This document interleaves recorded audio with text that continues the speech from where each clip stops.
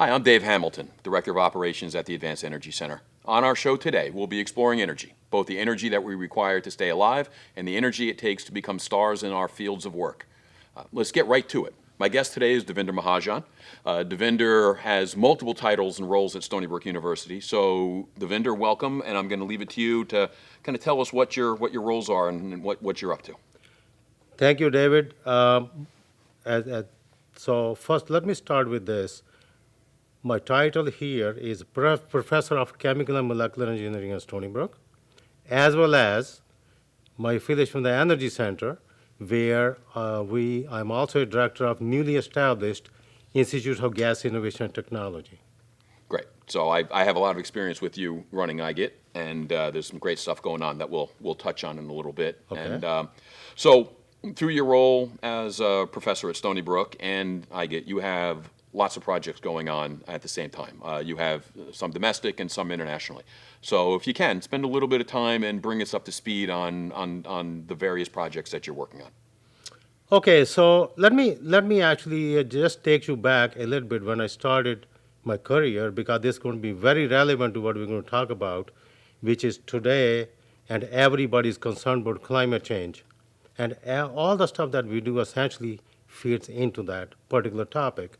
So when we go back, when I started at Brookhaven National Laboratory as a freshly minted assistant scientist, one of the things that was very, very important globally was that all the oil and gas companies were looking for oil, but they were finding gas. And turns out they didn't want gas. So what were they doing? They were actually flaring those gas, because it was not economical to move that gas to any other location where the people were. So this is how I started my career. And turns out we got a major grant from Electric Power Research Institute to look at what can you do with the gas. Well, and that was joined by major oil companies who funded my work there. And the reason was they were looking for a solution where small gas fields could become economical instead of just burning it and us obviously going all the stuff in the atmosphere. We can actually avoid that and turns into something useful, this gas. So after a couple of years of work, we did come up with a solution to that, and to turn that gas into liquid fuels, and that was easy to transport, just like petroleum, and that gave them a way to really start looking at that particular aspect, how now you don't have to take all this gas and put in the atmosphere, rather you put in the useful. So started with that, and that turned into then, in 2002, I moved to Stony Brook as a professor of chemical engineering, where then, a few years later, we got an NSF center, and that was my transition going from oil and gas to renewable fuels, like biofuels. And that center actually did really couple of the really interesting things, including start looking at landfill gas. For example, Brookhaven town, where we live, has a big landfill, produces about 1 million standard cubic feet of gas per day. And that gas, we were looking how to really clean it up and do something with it. And that actually led to now that particular NSF Center produced a lot of work in that area, and that led to actually one technology, and that's what I want to just also bring out, that we don't stop at just doing some fundamental research. We actually take that fundamental research and try to convert that into a technology that can start solving some problems that are directly related to climate change. So along those lines, we can talk about the commercialization aspect as well as the research aspect of the technology. Sure. Well, and we'll definitely hit on that. Okay. Real quick, before we touch on that, Yes. I do know you worked for the State Department for a little while under Hillary Clinton. Yes. Can you briefly tell me what that role was and how you handled that? Yes, that probably was one of the most diverse aspect of my professional life, where I went out of the laboratory and then right into the global energy policy that State Department handles. And in that role, I was one of the 12 people selected that year to be a Jefferson Science Fellow and I was assigned to the Bureau of Energy Resources, where we were looking at global issues and how it relates to U.S. foreign policy. Worked there in Washington. I was in residence there for a year, and represented the U.S. government in different meetings on this particular issue, and came up with some of the really interesting aspect understanding how the policy space works, not just the research which I was familiar with. And that particular is very unusual that particular, after 1 year of that fellowship, I was asked to stay in a different office, and that relationship actually ended after 6 years, only about 2 years ago. And I was, after the energy issues, I started working on the IP issues at the State Department, where we were looking at how the IP Enforcement Office operates to protect U.S. intellectual property. Got it. So broad range of things above and beyond the research, which is what your background was, which leads me to my next question. So you're a professor Yes. as well. So you teach classes, you teach students. Yes. You are also an entrepreneur, which we'll touch base on. You have a couple companies and a couple efforts.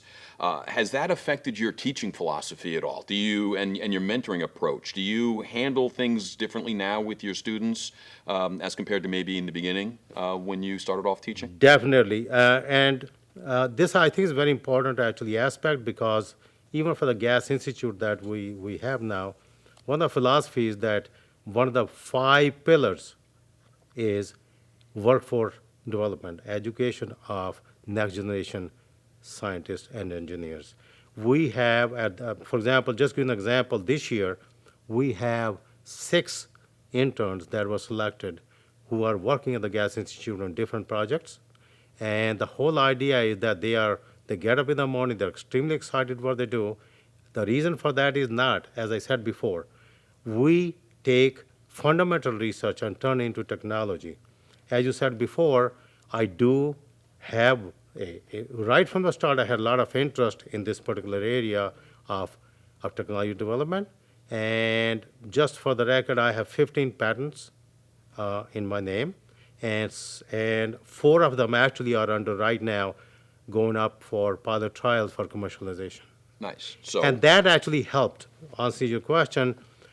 So when I lecture, actually, all these things are interwoven, and therefore the students are learning a lot, not just to do just come to the class and do some homework and go home.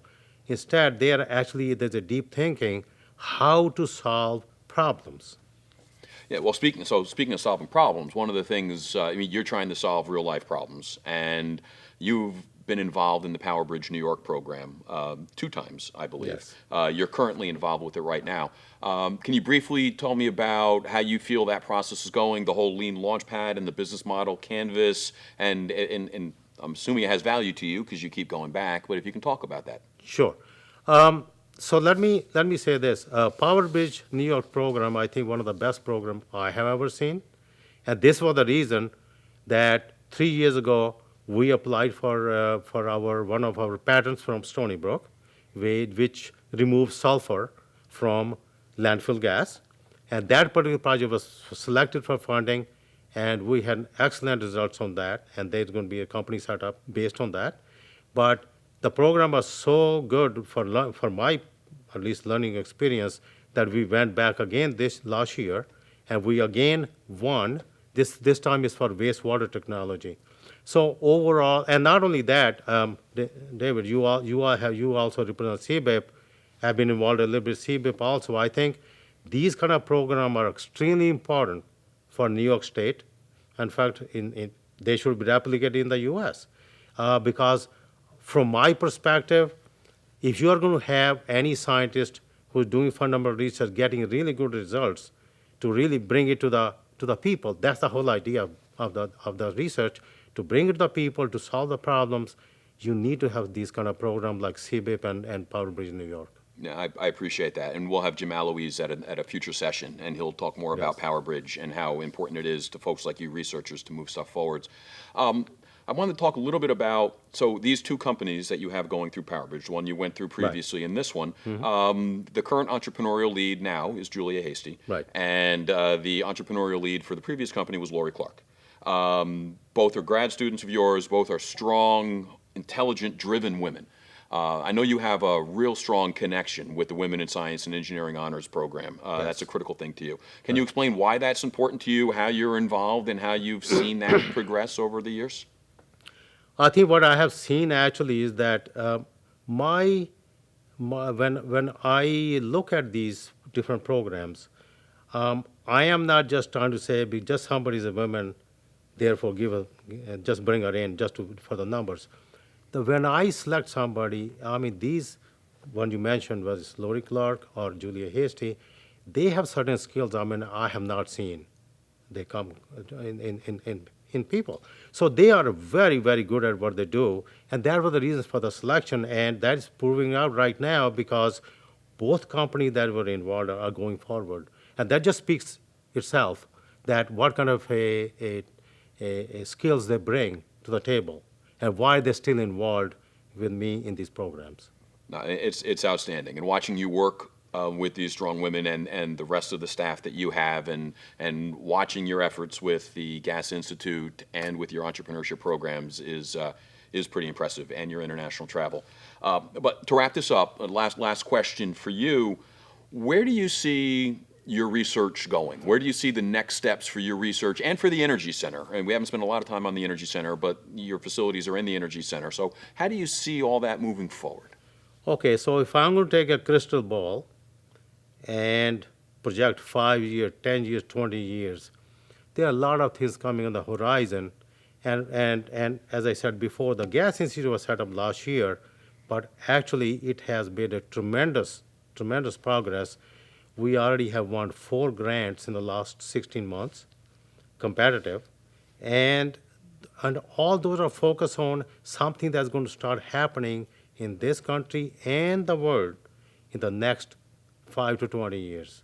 And just to give an example of that, 15 seconds. Tell us what that's going to be. We are looking at right now, everybody talking about the gas infrastructure, natural gas, converting that into renewable natural gas so you can produce renewable fuel, renewable electricity, power. And that is this how it's going to go. How are you going to do that? Decarbonize it by, instead of natural gas, we are putting renewable natural gas, one way. Second also is, we're also looking at hydrogen injection to pipelines to see how they are going to be, what are the science issues that are going to be looked at so that we know how to do that in the next 5 to 10 years. And those two are probably some of the highlights of the programs where you will start seeing decarbonizing the transport sector as well as the power sector is in the future. And you are already seeing New York State, National Grid, other companies coming out with their blueprint for the 2030 and 2050, Yep, and we are right into that. These are critical components. And we are right into that. We can go on for hours and hours with the stuff that you're working on. It's all quite impressive, but with that, we're out of time. So, Devinder, thank you. And thank you. I'm Dave Hamilton, and this is Energy.